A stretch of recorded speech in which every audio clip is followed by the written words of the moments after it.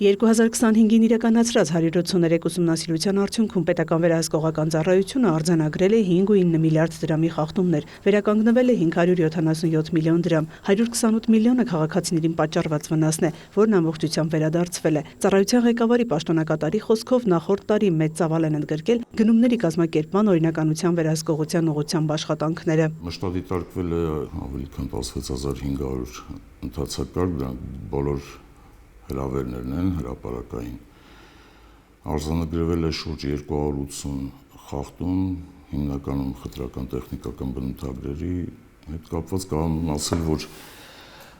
դրական դինամիկա ունենք գնումների ոլորտում օրինականության ապահովման ուղղությամբ։ 2024 թվականին ավելի քիչ թվով մշտադիտարկումների արդյունքում արձանագրվել է շուրջ 360 խախտում նմանատիպ։ Դա նաև մեր կարծիքով պայմանավորված է ՊՎԾ կողմից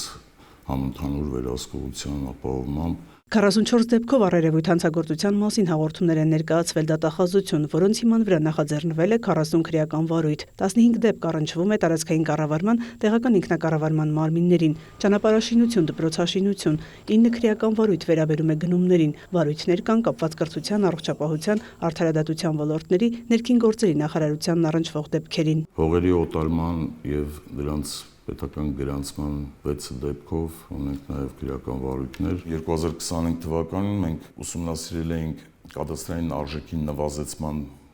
եւ դրանից հետո հողերի օտարման ավելի ցածր արժեքով հողերի օտարման դեպքերը շուրջ 715 միլիոն դրամի չափով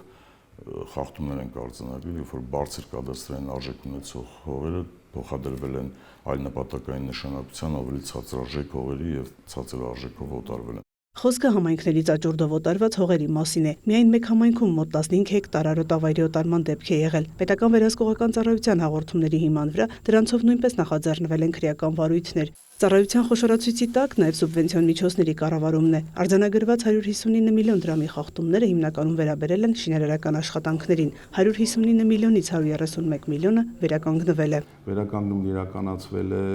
2 ձևով՝ կապալառու կազմակերպությունների կողմից, որոնք թույլ են տվել այդ թերությունները,